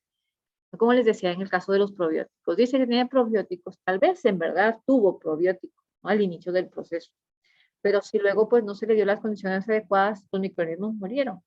Entonces al final pues no cumple podrá alimentarme, sí, pero cumplir el efecto probiótico no. Lo mismo funciona con esta parte. Lo que es el Ministerio de Salud Pública, el ARSA, bueno, estos son responsables de monitorear algunas declaraciones de salud, ¿no? Dentro de lo que hacen los fabricantes. Sin embargo, el consumidor a veces pues tiene se atribuye mucha libertad en el tema de etiquetar cierto tipo de atribuciones que el alimento posiblemente no tenga, ¿no? O también sobrevaloran el alimento. Ok, bueno, a nivel de industria tenemos varios alimentos, ¿no? Como pueden ver aquí, el plátano es un alimento muy rico en fibra, ¿no? Aquí en la zona que les estoy hablando de Santo Domingo, el Carmen, producen mucho plátano, consumen mucho plátano, comemos, ¿no? Mucho plátano y eso en verdad nos ayuda al tema de aporte de fibra. Algunos alimentos comerciales, como son las pitahayas, las cachofas, que aportan cierto tipo de amilopectinas interesantes para mantener la flora intestinal. Hay otros alimentos funcionales que se puede diseñar, como estaba aquí, como pueden ver a nivel comercial, el yogur. El yogur griego es considerado un alimento eh, simbiótico y con un alto, digamos, nivel de funcionalidad porque tiene probiótico, tiene prebiótico, cumple la función de estar en simbiosis y además de eso tiene un alto nivel de proteína. Entonces, realmente, si en verdad este yogur comercial tendría esos factores, realmente es un alimento funcional tal cual. Aquí también existen otros productos funcionales en el mercado, algunos sí cumplen ese factor, ¿no? Que tienen la viabilidad de estos alimentos, de estos microorganismos a nivel de toda su vida útil. El yogur, no solamente esta bebida fermentada, no solamente es a base de leche, ¿no? Como les decía, para diseñar un alimento, no solamente tendría que guiarme yo sobre mi grupo comercial al cual me estoy enfocando. Por ejemplo, pues hay personas, grupos sociales quienes por religión no consumen leche, por ejemplo. Entonces, que tengo que irme a diseñar un yogur vegetariano, como en el caso que ven de la imagen, ¿no? Este es un yogur vegetariano. Obviamente, aquí en este vegetal no van a encontrar lactosa. Entonces, tengo que yo garantizar que el componente de azúcares, ¿no? Para que los microorganismos se desarrollen y se mantengan en un tiempo, tiene que ser adecuado. Tal vez potencializo con otro sustrato. Tal vez tendría que aumentar la dosificación del cultivo o tendría que cambiar de cultivo para que los microorganismos se mantengan en este medio. Entonces, como les digo, diseñar un alimento, formular un alimento, depende mucho de qué es lo que voy a utilizar y a quiénes que voy a estar enfocados en. No es lo mismo elaborar un yogur, quienes pongo leche y ahí está la lactosa, que hago un yogur de almendras en el cual totalmente es libre de azúcares de origen animal. Existen aquí también, como les mencionaba, aquí el colágeno, que es considerado un alimento muy interesante en el tema de funcional. La guayusa, por acá existen barras proteicas a base de quinoa. La quinoa es un vegetal quienes se lo ha cultivado a nivel de la zona andina con mucha frecuencia, que estaba renegado este alimento, pues tal vez en cierto tipo de estrato cultural, pues y ahora se lo ha venido rescatando porque en realidad tiene un efecto interesante en aportes de nutrición, de la nutrición, especialmente en el tema de proteína. Bueno, por acá vemos todo lo que son leches, a base de leches vegetales. También por acá, si ustedes se fijan, existen flores deshidratadas que son muy ricas en pigmentos que tienen el efecto antioxidante. Obviamente habría que determinar el nivel de humedad en este tipo de alimentos, ¿no? Porque estos pigmentos con una humedad muy baja hace realmente que se desnaturalicen y pierdan el efecto funcional. Existen acá, miren este alimento que es jengibre, ¿no? Pero es glaseado, ¿no? Eso también hay que tomar en cuenta al momento de diseñar, de formular este alimento, porque la presión osmótica que sufren las células hacen que el efecto funcional de estos alimentos lo pierdan, porque tienen otros efectos fisiológicos internos que interactúan con el medio y con otras sustancias como la sacarosa. Este es lo que les mencionaba, la deshidratación. Hay que tomar mucho en cuenta el momento que elimino la cantidad de agua para que el alimento mantenga su funcionalidad. Acá hay arándanos, harina de plátano, machica, que es muy conocida, la harina de coco, chocolate, mira, la quinoa, eh, los aceites que son considerados muchos por su omega 3, ¿no? La cúrcuma, que a nivel de la industria es muy utilizada, y también la parte médica. Bueno, ese es en el tema de la parte, digamos, teórica, ¿no? Les voy a indicar también el aspecto de formulación, ya específicamente, para que pueda a ver, compartir. Ok, aquí. Bueno, en el tema de requerimientos nutricionales, como les decía, depende mucho de la edad de las personas y también del género, ¿no? Obviamente de otros factores, pero he puesto aquí los más relevantes. Entonces, el requerimiento nutricional, tanto sea en kilocalorías como en proteínas, carbohidratos, grasa y otros componentes funcionales como omega 3, fibra, calcio, hierro, yodo, zinc, etcétera, tienen un requerimiento específico, tanto sea por edad como por género, tanto sean hombres y mujeres. Cada uno de estos requerimientos se diseña el alimento con la capacidad de que cumplan un porcentaje, tal vez difícil o imposible que cumplan todos estos requerimientos según el nivel que necesite esa persona o ese grupo social. Sin embargo, sí se podría cumplir uno, que ya sería bastante, ¿no? Si cumplo con fibras, si cumplo con proteínas, si cumplo con zinc, realmente es un aporte bastante interesante al aspecto funcional.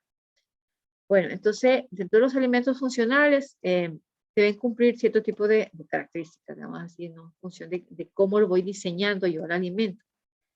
Por ejemplo, voy aquí en el primer ejemplo, que es un yogur, ¿no? Rico en fibra y en carotenos.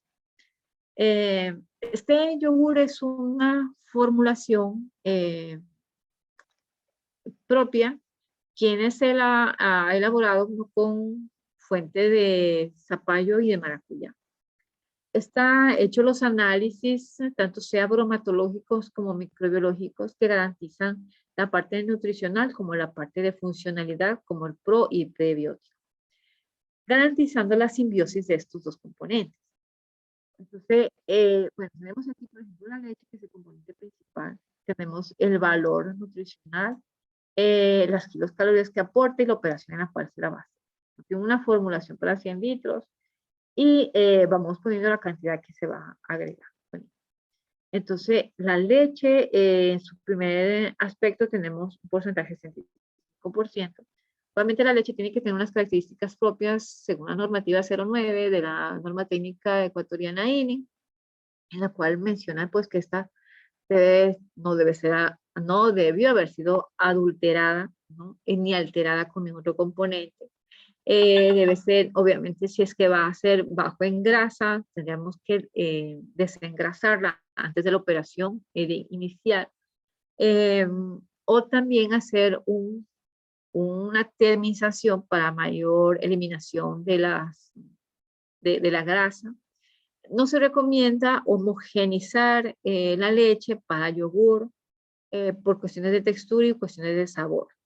Pero a nivel de industria, pues sí, digamos que como que la homogenizan para evitar que grumos o de grasa se suspendan con el transporte y este le dé un efecto negativo pues al aspecto visual. La leche de vaca no debe tener antibióticos, que es lo fundamental, ¿no? El antibiótico inhibe el crecimiento de las bacterias, ¿no? Por obvias razones, pues en el tema del efecto mismo de los antibióticos. Ok, entonces continuamos. El siguiente componente es el zapallo. ¿Por qué zapallo? Pues zapallo es un alimento ancestral Es un alimento quienes se lo ha venido cultivando. Es un cultivo que es muy precoz, se da en todas las regiones, costa, sierra, oriente. Es un alimento que ha venido rezagado en el tema de darle prioridad y teniendo un alto valor alimenticio, no se le ha dado, digamos, la valorización que en realidad este tiene. El tema del zapallo es una fuente muy rica de carotenos y de fibra. Si ponemos en estas proporciones, ¿no? Y conservando el tema de temperaturas, vamos a mantener la funcionalidad. En el tema de la maracuyá está solamente por cuestiones de sabor y también tienes uno de los, esta fruta pues que se conoce como la fruta de la pasión, tiene un sabor realmente muy agradable y también es muy rico en carotenos. El tema, y también aporta fibra. El tema de la maracuyá, la clave aquí está en que la maracuyá no tiene que solo ser extraída la pulpa, no tiene que sacarse el endocarpio. Me refiero a toda la partecita blanca, solo sacar la parte amarilla dura, la corteza dura, y dejar toda la parte blanca y con su pulpa, y esa tiene que ser extraída. ¿Por qué hacerla de esta manera? Porque es ahí donde aporta la fibra. Y es ahí donde la cantidad de amilopectinas cumple la funcionalidad, primeramente de estabilizar el componente de la maracuyá, segundo, aportar la fibra que necesita las bacterias, y otra pues que ayuda a mantener la estabilidad del yogur. Y así pues no es necesario agregar después estabilizantes o poner gelatinas o cualquier otro componente que nos espese, digamos, el yogur. O también evitar que suba sinergia, ¿no? Y que el suero se suspende y todo el componente proteico se quede en la parte inferior. También tenemos el azúcar, el colágeno, que si es que se lo ve necesario, lo pueden agregar en ese porcentaje, y el cultivo lácteo. ¿Okay? En ese caso, pues yo he utilizado cultivo más. El objetivo principal pues, aquí en el zapallo, pues es que cuando se haga la extracción del zapallo, ¿no? de la pulpa del zapallo, hay que mantener los carotenos, que es la parte, digamos, el talón de Aquiles al momento de mantener esta fuente. Obviamente fuente de proteína, perdón, fuente de fibra, que bueno, la temperatura no afecta aquí, pero sí el tema de los carotenos tendríamos que tener muy en cuenta en el tema en temas de temperatura y de tiempos. ¿No? Pues he puesto aquí, si ustedes se fijan, para mantener los carotenos deben tener una temperatura máxima de 50 grados Celsius. ¿Por qué si mantenemos esta temperatura tenemos que aumentar en cambio los tiempos para que estos puedan tener el cumplido de cocción? Porque obviamente es muy difícil que se pueda cocer a esa temperatura por cortos tiempos. Y también cuando se sobrepasa ese tiempo, también pierde la fibra, pierde su funcionalidad. ¿Sí? O cuidas lo uno o cuidas lo otro. Y para poder cuidar los dos, tanto sea fibra como el tema de carotenos y el componente proteico, debes combinar en temperaturas y tiempos perfectos. El tema de la maracuyá, de igual manera.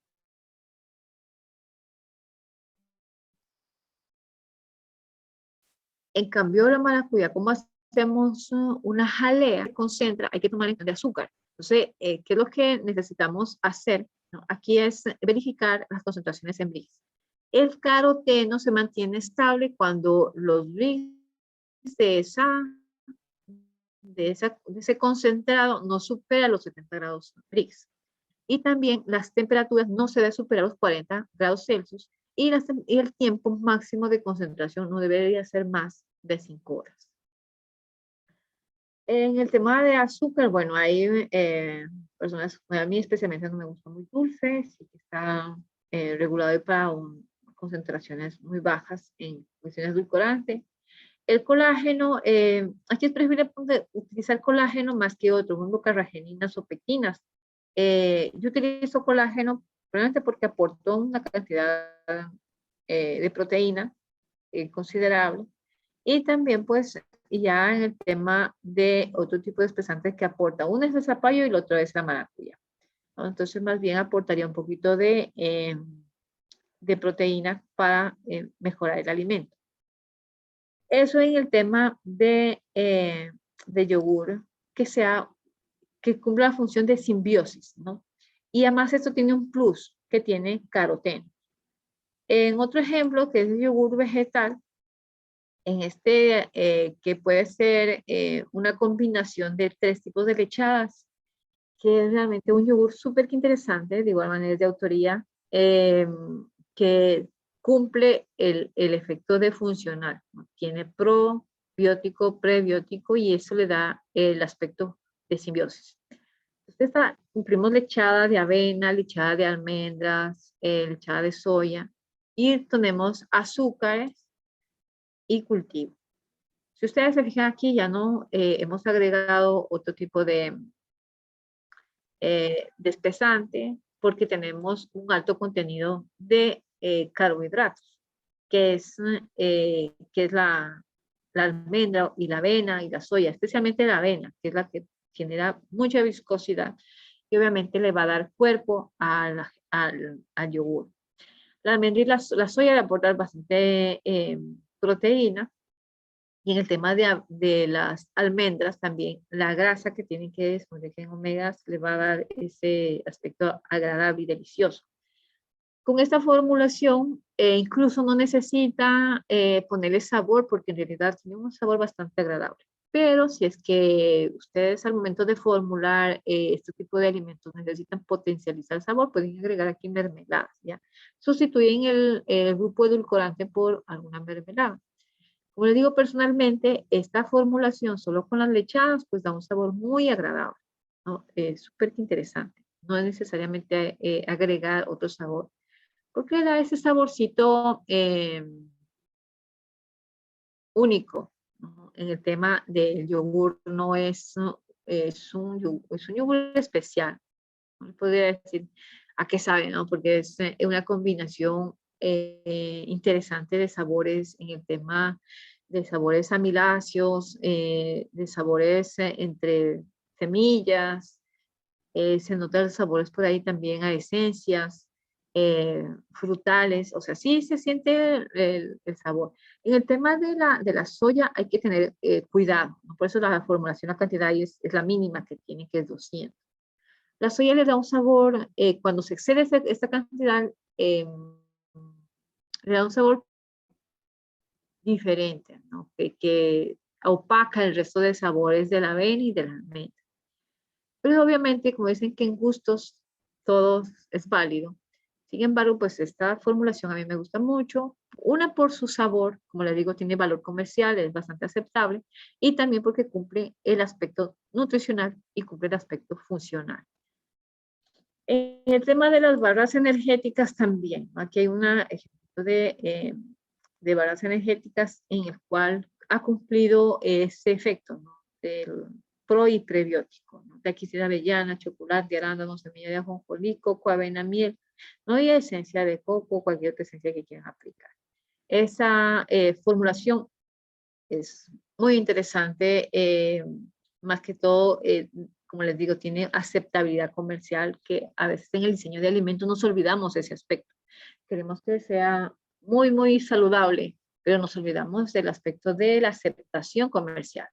Si un alimento no es aceptado comercialmente, pues por más saludable que sea, no va a tener salida. Y por lo tanto, pues ninguna empresa hace un alimento que no tenga aceptación, no tenga salida en el mercado, que no sea rentable, que se me venda por ahí una de vez en cuando. Eso no, no es factible, ¿no? Entonces, eso hay que tomar en cuenta al momento del diseño de un alimento.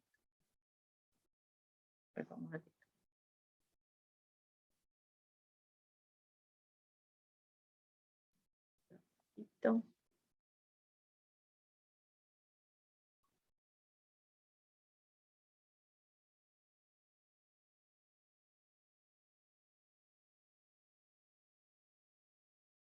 Ok. Muy bien. Otro alimento que tal vez aquí en el país no ha sido como que muy, no es muy aceptado, digamos así, culturalmente, pero es el tofu. Pero este alimento es una cosa increíble en cuestiones de requerimiento proteico, ¿no? Este alimento aporta mucho valor nutricional en temas de los macronutrientes, ¿no? Súper que interesante y es súper que fácil de hacerlo, realmente no tiene mayor ciencia. Sin embargo, la técnica aquí está en el uso de la sustancia acidulante y también las temperaturas que se va a utilizar para poder aislar tanto sea el agua que se ha sido suministrada en la soya y también pues, los componentes sólidos. Eso es la clave. Aquí, por ejemplo, esta jalea de kiwi con clorofila es súper interesante. Mermeladas también ricas en vitaminas, yogur de caroteno, pan, bueno, kefir, néctar y otros componentes. Bueno, yo creo que por ahí vamos a dejarlo, porque en otro momento sería como que para trabajar más al detalle cada uno de estos alimentos, trabajar por procesos, por operaciones, por tiempos, por requerimientos de pH, de temperaturas, de tiempo, de concentraciones. También enfocarnos tal vez en uno o dos alimentos y establecer qué tipo de aditivos específicamente se deben utilizar para poderlo considerar como alimento funcional. Porque, ¿qué es lo que pasa? Por ejemplo, en este caso, a veces de las barras energéticas, ¿no? Utilizamos todos esos componentes de aquí, pero al momento de someterlas al horno, se somete a muy altas temperaturas o también se ponen edulcorantes con muchas concentraciones de azúcares. Entonces, digamos lo que hemos hecho con la mano, pues lo hemos borrado con el horno. Entonces, eso realmente afecta a nivel funcional. Tal vez en el aspecto comercial, no porque tal, agradable es, ¿no? Pero tal vez el tema de la funcionalidad, esa sería la clave, ¿no? ¿Qué tan eh, cumplen, cumplen esa función de la parte, un ratito que estoy aquí, el aspecto de salud? Mi estimado Eh, Byron, no sé si alguna inquietud más se tenga. No, nada más, mi estimada Elizabeth, gracias mejor por su tiempo. Ya creo que hasta ahí sería la charla, ¿verdad? Sí, sí, bueno, pues no tenemos aquí para que nos pregunten, pero si después podríamos organizarnos con los participantes para enfocarnos en uno o dos alimentos y trabajar específicamente en las formulaciones, qué tipo de aditivos utilizar en las operaciones unitarias, diagramas de flujo, equipos, maquinarias y Súper. especialmente en los activos, cómo obtener el activo para ser suministrado. Y en el tema de comercialización, porque al momento de formular un alimento, por ejemplo, el caso de las barras, algún momento realizamos este tipo de barras, se las comercializó. Sin embargo, fueron muy susceptibles al momento de adquirir humedad en el empaque. Entonces perdió el efecto no funcional porque cayeron hongos, cayeron levaduras y eso empezaron a fermentar y obviamente el nivel de patogenicidad pudo haber alzado y ya dejó de ser fibras o fuente de proteínas, sino más bien pasó a ser un alimento peligroso. Entonces, el empaque es importante. Ya luego eso cambiamos de empaque, utilizamos un empaque un poco más herméticos, tenía que ser oscuro, nos dimos cuenta que tenía que ser oscuro, tenía que mantener una lámina que no tenga aluminio, bueno, y así otros factores. Entonces, justamente eso, mi estimado, si algún momento nos organizamos, podemos trabajar en uno o dos alimentos y nos enfocamos de todo ese aspecto, ¿no? Toda la parte productiva, como te digo, materia prima, aditivos, cómo lo va a comercializar, las operaciones unitarias, equipos, etcétera. Y así pues interactuamos un poco más. Listo, muchísimas gracias, mi estimada Elizabeth. Qué interesante la charla. Bueno, yo me quedé pendiente escuchando de toda su presentación y sí, surgieron bastante la atención eso, lo que usted mencionaba acerca de los probióticos, que muchos de ellos simplemente lo hacen por más de forma comercial que antes que tengan el propio suplemento, ¿no? Em, Yes. una preguntita, cierto, que me llamó la atención, mire, alguna vez me dijeron, ¿sabes qué? Tómate este suplemento alimenticio que es buenísimo y empiezan a funcionar todo ese tipo de cosas. Usted sabe, los productos de Herbalife, OmniLife y todas esas cosas, la verdad, me surge un poco la duda porque muchos de estos suplementos alimenticios, como los llaman, em, dice, si te tomas uno de estos en la mañana, para todo el resto del día vas a estar con toda la energía 100 para rindiendo. Pero yo digo, aguántate un rato, veamos un ratito la composición de qué está hecho. Y en la composición veo que tiene taurina, que es prácticamente lo que tienen los energy drink. O sea, Así y conociendo eso un poquito, digo, es un poco contraproducente para la salud estarse mandando eso todos los días. claro, verá, mi querido Byron, a nivel comercial, el valor, digamos, ético de las personas y de las industrias, ¿no? Que manufacturan esto, se tiene que manejar con mucha cautela, porque eh, conozco muy cerca sobre el tema, por ejemplo, de, de elaborar un yogur que dice que tiene, y puede haber tenido, ¿no? Probióticos, prebióticos, y al final existe una sobredosificación de sorbato. Entonces, ¿qué hace ese sorbato? Además de eliminar los microorganismos que están ahí, porque es un conservante, es un bactericida, también hay eso, al momento de ingerir, obviamente es una sustancia en esas sobredosis, digamos así, es muy tóxica, dañando el tejido hepático. Otro tema es, por ejemplo, el ácido carboxílico, también ahí se me fue el nombre el ácido fosfórico. El ácido fosfórico que es utilizado mucho en las bebidas eh, que utilizan estos grupos que son considerados como alimentos, suplementos funcionales con alto valor de salud. El ácido fosfórico le da especialmente en los líquidos, estoy hablando, ¿no? Le da ese aspecto como que sedosito, como que burbujeante, como que te a un sabor agradable al paladar. Pero el ácido fosfórico en realidad daña todos los componentes. Por ejemplo, hay un alimento muy interesante que es muy rico y es a base del koji guji, que se llama un frutito chiquito. Se me fue el nombre de este fruto. Ay, perdón. Bueno, entonces, que este es muy rico en betacarotenos, pero este ácido fosfórico lo que hace es desnaturalizar esto y obviamente en lo que nos están viniendo es agua con azúcar. Entonces, eso es otro tema también que, aunque aquí ya en estas últimas décadas ya realmente ya no se hace, ya no se comercializa con este tema. Tienen igual de estos grupos que usted menciona que tienen estos suplementos alimenticios, que tenía base de leche y tenía rico en hierro. Y sabemos pues científicamente que la leche y el hierro no se llevan. O asimilas calcio o asimilas hierro, o eliminas los dos, ¿no? Si consumes los dos, pues no consumes ninguno y formas calcinatos dañando tu sistema digestivo.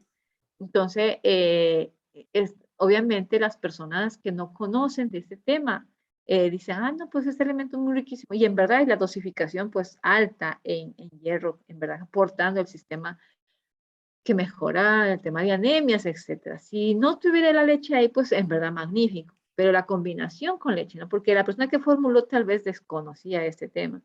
Pero al agregar leche a ese suplemento alimenticio, lo que hizo con la mano, pues realmente lo jodió con todo, porque dañó, ¿no?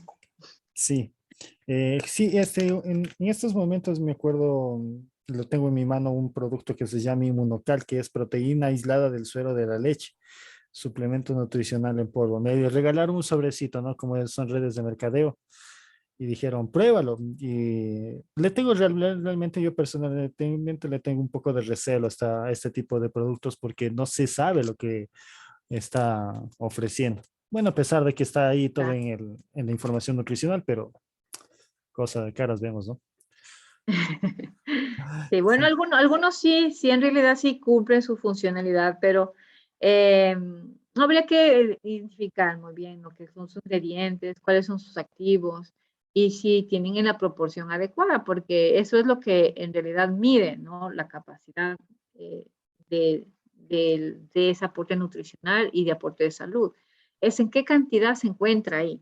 Y además de eso, si es que eso es asimilable y está disponible porque tal vez en verdad el calcio está ahí y estará en las cantidades adecuadas para que me pueda suministrar calcio a mi cuerpo. Y además ese calcio lo puedo asimilar. Alguna vez yo leía en las redes sociales donde decía, ¿quieres suministrarte fuente de calcio? Decían cáscara de huevos y no sé qué, muélela y ponela acá que por allá. Pero eso, o sea, está ahí el calcio pero no lo puedes asimilar. Así que por lo mismo entra, por lo mismo sale. Entonces, eso hay que estudiar y ver si es que ese alimento en verdad cumple la disponibilidad de ese activo y si es que se lo puede asimilar o no. Esa es una de las cosas importantes al momento de diseñar el alimento. Es mi querido Byron. Ah, ya, listo. Bueno, em, realmente es uno de los temas más grandes que se puede estar estudiando. Como usted mismo dice, hay un mundo enterito para estar hablando acerca de ya el tema de producción, de la combinación, de la receta y mucho más también, ¿no? De la comercialización, puesto que a la final también se trata de estar dando a conocer los beneficios que pueden tener los alimentos funcionales y también de esta forma dar una mejor alimentación a nuestro país, ya que estadísticamente se dice que nosotros los ecuatorianos más que nada sufrimos por las enfermedades es porque nos alimentamos mal y llegamos al médico ya con las últimas, ya cuando está casi ya no hay nada que hacer. Sí, de hecho, creo que la OMS, en la última de las conferencias que habló sobre el tema del COVID, mencionaba eso, ¿no? Que los seres humanos no nos alimentamos para prevenir, o sea, para apoyarnos en salud. A veces nos alimentamos por saciar algo, ¿no? Que es el hambre. Pero en realidad que el hábito o el aspecto de alimentación debe ser solamente para mantener salud física, fisiológica, mental. Y que la mayoría especialmente en Latinoamérica y tal vez Ecuador, seamos unos países que muy poco interés le ponemos, como te digo, nadie a veces verifica si en verdad esos alimentos tienen ese aspecto probiótico, prebiótico, dicen, por ejemplo, veo unos vinos, Ujú. hay unos vinos interesantes de Mortiño que comercializan. El mortiño es un alimento funcional súper interesante por su nivel de antioxidantes increíbles. Sin embargo, eso hay que tomar muy en cuenta el nivel de alcohol que se encuentre.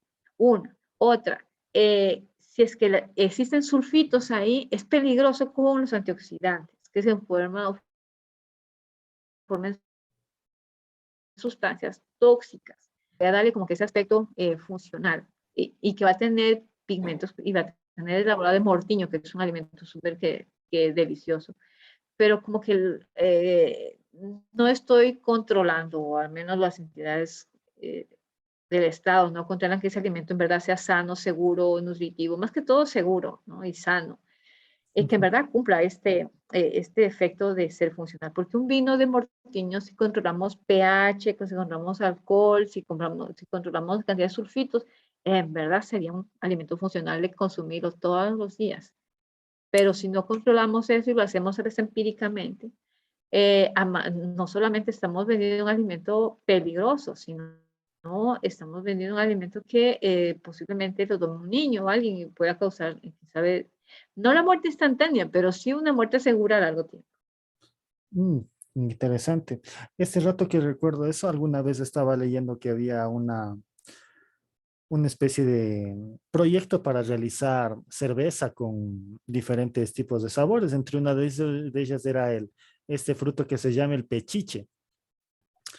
Yo particularmente, como soy de la sierra, no, tal vez lo haya probado alguna vez, pero ni idea, la verdad, cómo será o cuánta cantidad se habrá, si podré, si, qué tan benéfico puede ser para la salud, o si alguna vez también me dijeron, ¿sabes qué? Hay ciertas plantas que todavía hay que domesticarlas porque no todas están al alcance de la salud humana. O sea, me refiero a que sean buenas, sino que hay ciertas plantas que todavía son venenosas.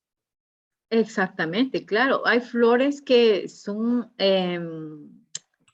hay flores que a nivel comercial tal vez tengan el aspecto de decoración, pero otras que sí se pueden, digamos, utilizarlas para consumo y tengan este contenido, este aspecto funcional, porque son ricas en vitamina A, en C, en riboflavinas, en niacina, en calcio, fósforo, hierro y potasio, bueno, un montón. Sin Ujú. embargo, como usted muy bien menciona, hay plantas y hay flores y hay frutos que no son, o sea, ni siquiera se ha hecho ningún estudio de que si son adecuados para consumo o y si se puede consumir o no, pero sí, por ejemplo, en el caso de flores que son tóxicas y que a veces por investigaciones, por eso se las utilizan, ¿no? Y que pueden caer en realidad en problemas graves a veces a las personas que las puedan consumir. Otra, obviamente, hay flores pues que sí, ya están comprobadas clínicamente que son muy ricas en cierto tipo de antioxidantes, tienen pigmentos que favorecen el sistema inmunológico, el tema de elastina, el tema este de promotores de colágeno, y que son realmente interesantes. Uno de esos que está el geranio, el girasol, eh, están la manzanilla, el tomillo, Ujú. y pues, ahí está este tema de las aguas del Chavo, ¿cómo se llama? Las aguas frescas, Aguas frescas, ahí está una florcita de Jamaica. la de Jamaica. La banda también es una Ujú. muy, muy interesante el tema y además te aporta dulce sabor. Entonces, en Sí, pero este caso también, perdón que le corte, sí sería también, como digo, ¿no? Hasta para proyectos de tal vez de grado o en emprendimiento, estar analizándole cuáles serían los beneficios de estar transformándole, por ejemplo, las orquídeas, ya que en nuestro país es mega diverso. En orquídeas tenemos cientos de variedades de orquídeas y cada variedad debe tener su peculiaridad especial, ¿no? así es, sí. Hay muchas investigaciones que están por hacerse en tema de plantas, ¿no? De raíces, de flores especialmente. Flores comestibles que se ha hecho un sinnúmero de investigaciones. Sin embargo, algunas, por ejemplo, que pueden aportar fibra y que son muy interesantes, ¿no? Ahí el gasparín que le conocen, gasparito, que es Ya. una flor que aporta hasta el 17.7% de fibra. Wow. Y incluso tiene, y puede llegar a tener proteínas hasta el 27%, pero, o sea, el problema de este es que tal vez el saborcito como que no es tan agradable y Ay, chuta. está, digamos que está comprobado técnicamente que tienen estos nutrientes. Y Mm. así pues otros tipos obviamente también como les decía hay flores tóxicas, alguna vez me decía algún estudiante, y que voy a coger lirios para hacer no sé qué, no sé cuánto. Digo, el lirio tiene alta cantidad de alcaloides. Ese tiene un efecto negativo hacia el sistema gastrointestinal. Produce ingestión, reflujos, puede causar náuseas, puede causar salivación, diarrea, vómito. Dice, no, es que se huele rico. O sea, sí, pero si se desconoce, hay el lirio de paz que la conocen. Eso tiene Ujú. oxalatos de calcio, por ejemplo, y eso es muy peligroso. El anturio, es lindo, hermoso, todo, pero también tiene oxalatos de calcio. Irritan todo el sistema orofaringio, el sistema gastrointestinal. La famosa, ¿cómo se llama esta? La begonia, igual también tiene el ácido ascórbico o ácido, sí, ácido ascórbico, el ácido deílico, que eso puede causar también reflujos, también puede causar quemazón en la garganta, secazón en la boca, náuseas, vómitos. El geranio, por ejemplo, muchos dicen, Ajá. ¿qué hace el geranio? El geranio de cierta manera es peligroso. Ahí existen investigaciones técnicas que producen trastornos al sistema nervioso y Oh, también pueden producir alergias. Sin embargo, ¿pero por qué se da eso? Porque tienen aceites, algunos aceites esenciales, algunas resinas, taninos que dañan esos ésteres y esos pueden causar daños al sistema nervioso.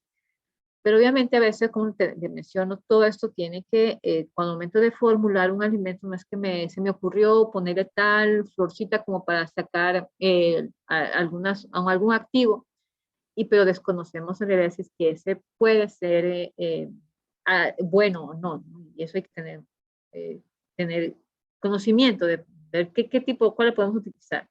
Y en otro caso, pues si te queremos aportar, digamos, fibra, queremos aportar proteína o si algún tipo de otro componente que se puede agregar, ¿no? Porque algunos casos no son muy ricos en lo que son antocianinas. mm, Otros pueden aportar aroma, sabor. Existen los carotenoides que tienen una amplia, hermosa de fuentes que realmente se lo encuentran en todo, son flores, frutas. Y conocemos que los carotenos tienen una funcionalidad increíble en el tema de salud en el ser humano. Sin embargo, como les mencionaba en los ejemplos, hay que tomar en cuenta temperaturas, tiempos, pH, concentraciones, presión osmótica, para que este pueda mantenerse. Funciona, porque a veces lo vemos amarillito y dicen, no, entonces así tiene carotenos, pero en realidad el caroteno ya se desnaturalizó y no cumple la función. Igual que en caso del licopeno. El licopeno también tiene una operación adecuada para poder mantener el licopeno en el alimento, porque a veces tal vez las altas concentraciones de azúcares o muchas temperaturas que sobrepasen los 90 grados Celsius. El licopeno de estar, digamos, al 100%, tal vez se rescata un 15%. Entonces, tal vez a nivel de industria, a nivel comercial, no les interese que se mantenga el licopeno. Lo que quieren es que esté la salsa de tomate ahí y ya. Pero en realidad sí que queremos que mantenga el licopeno, pero hay que controlar temperaturas, tiempos, pH. Y pues sí cumpla los efectos de funcionalidad. El licopeno, el betacaroteno, la luteína, que son interesantes en este tema. sí, claro, que le hacen prácticamente a la salsa de tomate un alimento funcional, ¿no? Que sea benéfico para el ser humano, más que solamente que sea un aderezo para la comida. Bueno, muchísimas gracias, me ha ayudado Igualmente. bastantísimo en este video. Me quedo muy gustoso, la verdad, de aprender un poquito más de este tipo de temas. Bueno, eso sería todo, mi estimada Elizabeth. Nos estaríamos conversando, ¿no? Eric creo que se está comunicando con usted directamente, ¿verdad? Así es, mi estimado Byron. Bueno, como le mencionaba, estamos a las órdenes. Lo Ujú. poquito que se conoce, pues estamos dispuestos a compartirlo. Y lo que no, pues me tocará consultar y poder prepararme más, ¿no? En el tema también de Levens, pues me haga llegar a las autoridades, a sus compañeros, al equipo que cuente con la universidad, nuestra Universidad Laica del Foro de Manaví, cuente con esta humilde servidora, pues que lo poquito que sabe, pues podemos también aportar para el beneficio de la sociedad, el beneficio de las personas quienes quieren seguirse formando, quieren formarse en este mundo tan bonito que es el diseño de alimentos.